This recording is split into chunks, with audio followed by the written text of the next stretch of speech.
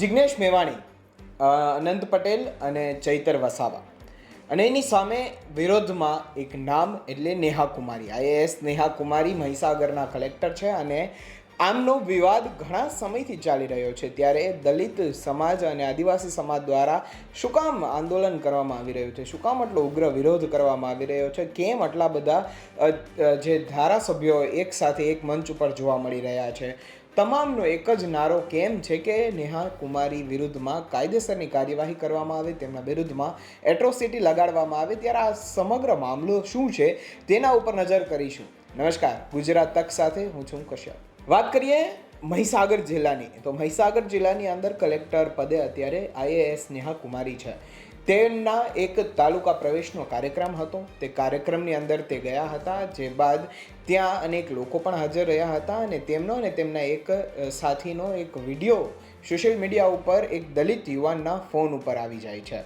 હવે આ દલિત યુવાન તે વિડીયોને સમગ્ર તેના જેટલા પણ લોકો હતા તેમાં વાયરલ કરી દે છે, જે બાદ વિડીયો ફરતો જાય છે જિગ્નેશ મેવાણીના મોબાઈલ સુધી.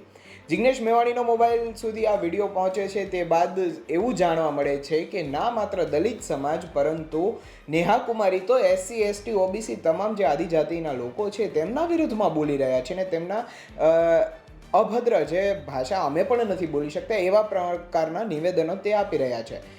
પછી આ વાત પહોંચે છે ચૈતર વસાવા અને અનંત પટેલ સુધી, કે જે લોકો આદિવાસી નેતા છે અને તેમાં વર્ચસ્વ પણ ધરાવે છે આદિવાસી લોકોની અંદર.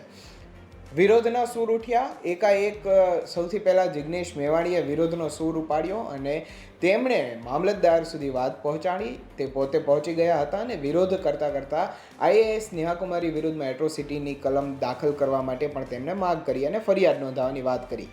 જે બાદ કશું જ થયું નહીં. તે બાદ આ વાત જ્યારે ચૈતર વસાવા અનંત પટેલ સુધી પહોંચે છે ત્યારે તેમના વિસ્તારોમાં પણ તેમણે જે પણ આદિવાસી અને દલિત યુવાનો હતા તેમની સાથે વાત કરી, તેમની સાથેની સભા યોજી અને તમામને નેહા કુમારી વિરુદ્ધમાં ફરિયાદ નોંધાવવા માટેની વાત કરી. આ વચ્ચે એક સમય એવો પણ આવી જાય છે કે જ્યારે મહીસાગરના જ દલિત અમુક આગેવાનો આવી ગયા હતા મેદાનમાં અને તે લોકોએ જિગ્નેશ મેવાણીનો જ વિરોધ કરી દીધો હતો અને એવું પોસ્ટર પણ નજરે પડ્યા હતા કે તેમાં લખ્યું હોય છે કે જિગ્નેશ મેવાણી આ ષડયંત્ર બંધ કરો, કારણ કે નહીં થાય આમાં કાંઈ. એટલે અમુક લોકોએ ત્યાંના મામલતદારને એવું પણ કહ્યું હતું કે જિગ્નેશ મેવાણીનો અમે વિરોધ કરીએ છીએ. જ્યારે કે કોંગ્રેસના એક નેતાએ આ મામલાને લઈને એવું કહી દીધું કે જે દલિત યુવાનો વિરોધ કરી રહ્યા છે તે તો ભાજપ તરફી યુવાનો છે. એટલે ભાજપને જે વોટ આપનારા, ભાજપને જે સમર્થન આપનારા દલિત યુવાનો છે તે મેવાણીનો વિરોધ કરી રહ્યા છે. પરંતુ આ કંઈ ક્યાંય અટકતું નથી અને છેલ્લે આદિવાસી જે નેતાઓ છે અનંત પટેલ, ચૈતર વસાવા અને કોંગ્રેસમાંથી આવતા દલિત સમાજના નેતા જિગ્નેશ મેવાણી ત્રણે એવું નક્કી કરે છે કે આપણે બહુ મોટી સંખ્યા એકઠી કરીશું અને તે બાદ નેહા કુમારી વિરુદ્ધમાં જ્યાં સુધી ફરિયાદ નહીં નોંધાય ત્યાં સુધી આપણે આંદોલન કરીશું અને તેમના વિરોધમાં સૌથી મોટું પ્રચંડ ઉગ્ર આંદોલનને આપણે અંજામ આપીશું. અનેક વખત સભાઓ ગજવવામાં આવે છે. અનંત પટેલ, ચૈતર વસાવા અને જિગ્નેશ મેવાણી દલિત આગેવાનો વચ્ચે તમામ લોકોની બેઠક થાય છે અને પછી 6 ડિસેમ્બરની તારીખ નક્કી કરી અને નેહા કુમારી વિરુદ્ધમાં આપણે આંદોલન કરીશું તેવા પોસ્ટર્સ સોશિયલ મીડિયા ઉપર વાયરલ થઈ જાય છે. જે બાદ આજે એટલે કે 6 ડિસેમ્બરના રોજ આ વિરોધના સૂર ઉઠ્યા હતા. અનેક હજારોની સંખ્યામાં દલિત આગેવાનો અને યુવાનો હાજર રહ્યા.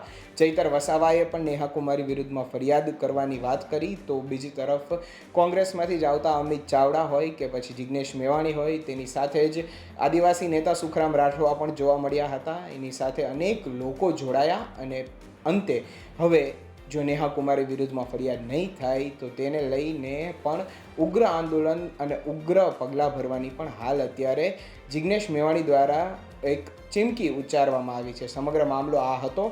તમને શું લાગે છે મને કોમેન્ટ કરીને ચોક્કસથી જણાવજો અને મને આપશો રજા. નમસ્કાર.